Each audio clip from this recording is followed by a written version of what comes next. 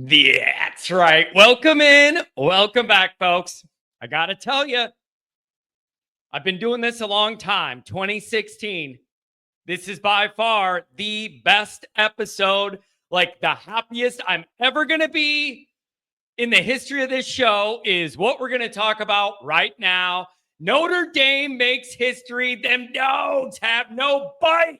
YSIO, your season is over, dogs. Edition of the Always Irish dominates the SEC show. See how much fun I'm having already. As always, you can find the program on YouTube. Do it. Subscribe if you haven't yet. Appreciate it very much. Give the video a thumbs up. That helps Yanni Boy out as well. Notifications on any way you don't miss nothing. Twitter, search bar Always Irish or at Always Irish Inc. Email to alwaysirishindy@gmail.com. Audio only, anywhere you want it, you can get it. If you don't want to see my face, nobody blames you for that. How do you think I feel every damn day? Colin lines, they were popping on the post-game show, baby. We're going live Saturday. We're doing a Saturday night live, and we're going to have ourselves a ball.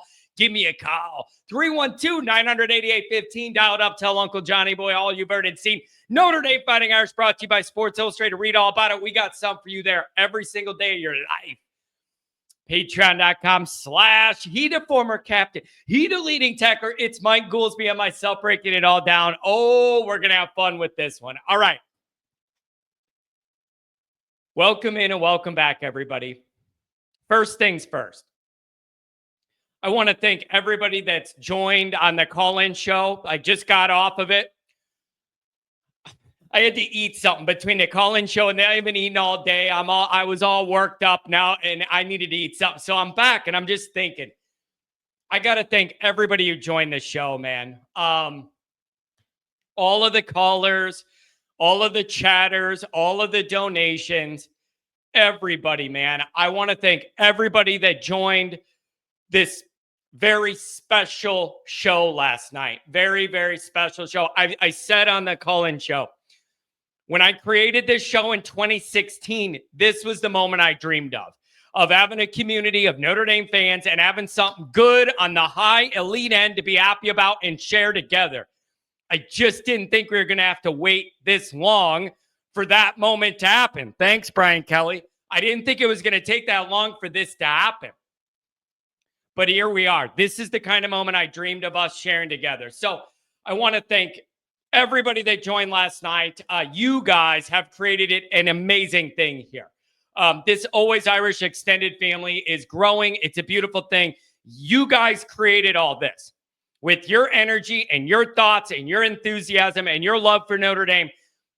I didn't do this. You guys did this. And I got to thank all of you for being a part of this community and letting me do this and be a conduit for you guys and how you're thinking and feeling your way through Notre Dame. It's a beautiful, beautiful thing. And again, I'm going to mention this again too. This kind of night is one where we remember all of our Notre Dame loved ones that are no longer with us. This is just, it's that kind of a moment that every single Notre Dame fan watching this can think of somebody in their life that's no longer with us that they would have liked to share this moment with. And I like to believe they're all having a party in heaven and, you know, Frank's there and the whole crew's there and they're all enjoying this in spirit with us. But this is the type of moment where I think of those people and this is a beautiful, beautiful thing. So those people are in our hearts always, and especially on a night like tonight. So now that I got the mushy stuff out of the way, let's get to the football. This program's been waiting for this kind of win for what, 30 years? Is this the biggest win since what, 93 Florida State? Johnny Boy here wasn't even 10 years old when that happened. This is a program-defining, program-changing in the modern era college football type of moment. And Notre Dame took apart and beat down by multiple scores. You could argue that the best program in the SEC the last handful of years. And they took them down with all of America watching and with everything on the line. Notre Dame took them down. I'm so happy and proud of Marcus Freeman. It has been a tough journey for him the first couple years. A lot of rocky times, a lot of ups and downs, a lot of misery on the call-in show. Like, Everything has not been smooth sailing for this guy, learning on the fly in the bright lights of South Bend and Notre Dame. It's not like Jack Sacco would say. It isn't just his third year at Notre Dame. It's his third year coaching at all. And he's had some very, very public struggles that everybody's seen and we all had to work through and process. I'm so proud and happy for Marcus. I believe this. You could think this is cheesy. You could think this is corny, whatever. I don't care, but I believe it. If you treat people the right way and you work relentlessly, good football things are going to come your way. Good football things are going to come your way if you operate that way. And this guy did. And we're starting to see the payoff from all those rough years and rough moments. I am so, so happy for Marcus Freeman, man. He has handled every up and down with class and dignity and respect and represented Notre Dame the right way. The guy works his butt off. It's a beautiful thing to see a guy like that be rewarded with a night like this. Good. I'm so happy for that guy. And you know who else looks pretty smart? Pete Bavacqua and Notre Dame's leadership look pretty damn smart right now. Extended in before the playoff came with some perceptual risk should things go wrong against Indiana or whatever. To sign him the week before that moment looks like a good call now. So Marcus Freeman going to be around for a while. And I always talk about, oh God, it feels so good to not have to talk about this anymore, you guys. I always talk about what special group of Notre Dame players and special coach and coaching staff are going to be the ones to break through that big game postseason glass ceiling that we have not been able to get through for multiple coaches for 30-something years. It was all that scar tissue, all the negativity, all of this bad stats.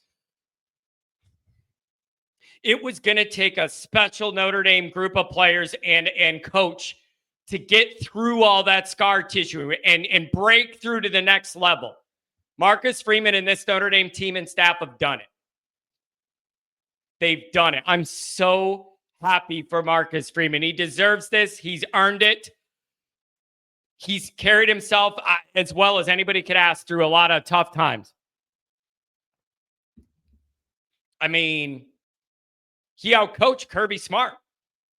Is there really any question about that? Is anybody going to be like, you know what, John, I don't know. They just made a ton of mistakes or whatever. Like, I'm pretty sure Notre Dame's coaching staff outcoached Georgia's coaching staff, and they had a whole month or whatever to prepare while we were playing smoking Signettis. Pretty sure Marcus Freeman just outcoached Kirby Smart in front of all of America. I don't really think that's in doubt. Oh, man. You want to know what next level coaching is? How about that run up when we're going to punt, and then you run the offense back out there, and you either make him use, I think it was his last time out, or rush a bunch of guys out there, and you got him antsy, and they jumped. I'm telling you, Marcus Freeman outcoached Kirby Smart, and he's probably the coach I respect the most in college football right now that has the most skins on the wall. The rest of the staff is fantastic too. You just have a great blend right now. You have a great blend, and you got it. Al on defense. Did you guys notice on TV one of those fourth down stops we got? And he just kind of quickly turned his back and walked down the sideline. It's like that's the most emotion you're going to get out of Al Golden. It was so beautiful, but this staff is fantastic. Special teams, we'll get to what a night they had. Special teams. You got Al Golden running the D. That offense is like you got Den Bryant. It ain't a thing of beauty all the time, but they just found a way to make it work enough. And then you have Marcus Freeman as the figurehead, voice of the program, emotional leader, like CEO, but not in a cold, standoffish way like we've had recently with CEO personality types. Not in that distant way, but in a connected way. Those are very different ways to kind of be the CEO guy. It's a great, great blend. And how about these Notre Dame players, you guys? This group just never quits. They just don't stop. They just keep fighting. Oh, another guy's injured. Bring another guy in, and they play good. Oh, another guy's injured. Bring another guy in. No drop off. It's amazing. They're doing a great job. Credit to all these players. They just never quit and they never stop. We've been begging for a Notre Dame team. We've been saying, how do you get a Notre Dame team to play better in a big game than it looks like they should on paper? How do you get them to like peak and play their best and make game-changing plays in that moment? You got it. You got that. That's what they did. You got that. I think the sum of the parts is more than the total of the individuals or whatever. It's beautiful. That's what it looks like when you got everything kind of working. For my entire life, I've asked, why does the other team make all the game-changing plays when it matters most in the biggest games? For 30 years, I've said there's a back-breaking, game-changing, a few plays in a game. And for 30 years in the biggest game moments, they went against us. I mean, whatever, man. Push, whatever you want to, whatever. We made those plays against the big bad SEC's allegedly best team with all of America watching. Notre Dame made those plays, not Georgia. Notre Dame made those plays, not Georgia. Multiple physicality all day. Multiple fourth down stops, turnovers, good coaching moves, a kick return for a touchdown. Riley Leonard laying his body on the line. This is Notre Dame football, Frank Leahy style. It's so beautiful. How about Riley Leonard, man? What a competitor. What an absolute competitor. How about the transfers? Oben and Harrison? Like, there's been questions this year. How much productivity are we getting out of these guys or whatever? How much should we pay him in NIL? Double the NIL, whatever. If you're going to do that in this moment, whatever they paid you, double it on the way out. I'm just saying. Fantastic. How about all the backups this year that have had to play due to the injury, all the injuries, and another backup and another backup? And you keep waiting for the drop-off in play, and it just hasn't been that. You just keep waiting. When is one injury too many, and then you just can't handle it anymore, and the dam bursts, and you lose again? Hasn't happened. Special teams, you make your field goals.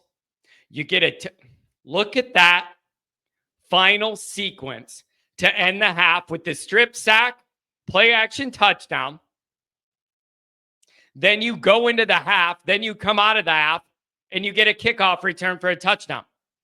I mean, so you had the made field goals, the touchdown return. You had the punt offside situation. That's an A+ winning effort. And without it, who knows what this game would have looked like. That is an A+ special teams effort. Defense, I mean, they held Georgia to 10 points. And it was clear Notre Dame said, if you're going to throw it. And if you're going to beat us doing that, God bless you, but we're not letting you run the ball. Georgia had 62 yards rushing. That may be the most important stat of the game other than turnovers. Notre Dame held mighty Georgia to 62 rushing yards. Absolutely fantastic effort. Absolutely fantastic effort. Listen, the offense, it's just, even on the biggest win the program's had in 30 years, we're saying the offense just isn't going to look exactly how we want it to look. It isn't going to be as multifunctional as we want it to be and look all the time. But man, they did enough. And late in that game, Notre Dame they kind of took over late in the game up front against A&M, against Georgia. I mean, this big bad SEC thing needs to be put to sleep. It's just not true. And I don't know how anybody could doubt that. Notre Dame's late in games, Notre Dame has bullied these SEC teams they played. So screw the SEC, screw ESPN, screw these refs, and screw Brian Kelly. There you go. That's what I'm putting out. And I feel all of it to my core. Every bit of every one of those. Great job by everyone. I'm just so proud of this program and happy for these fans. It has just been so long. And so here's the thing, though. We're going to celebrate this one, as you should. The mission isn't over. And now that you got this win, you could legitimately say Notre Dame is in a championship hunt.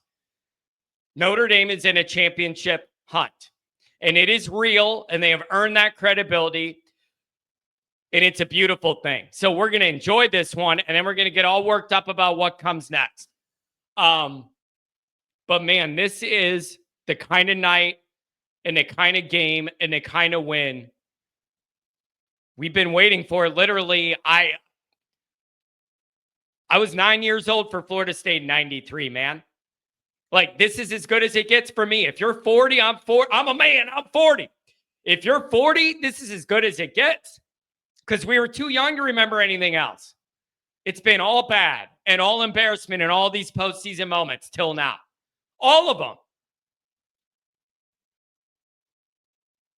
So, listen, I'm just so happy for everybody that we get to have this moment. And again, we'll wrap it up with this. I can't say enough how much I appreciate the Always Irish family and everybody involved, all the personalities, all the people that have helped set things up or tailgate or this or that, and Pat helping on the phone line, just all this stuff. It means the world to me, man. I never thought it would turn into this kind of serious real life family feel, to where I say many of my closest confidants and friends and mentors and everything else are a part of this Always Irish family. And it never would happen if we didn't all just love Notre Dame. And then one day I yelled about it and put it on air. It's a beautiful thing. And so none of it happens without you guys building the community up, showing interest in what's going on here. And we have had some rough nights together. Some really rough times together. And you guys never wavered. You stuck with it. You stuck with me. We're all together. And now we're on the other side of it, and we can celebrate this. You guys enjoy it. And again, thanks to everybody, all the kind words, man. So many people had nice things to say on the chat of, the channel and the community we built here. So I'm so happy for everybody. Enjoy it. Celebrate it for a couple days, and then we'll get serious about Penn State. Thank you. Don't forget to check out the merchandise. The link is in the description. You can browse and carouse all the different Always Irish gear. Make sure you head over there and get something for the next tailgate. Thanks for being here.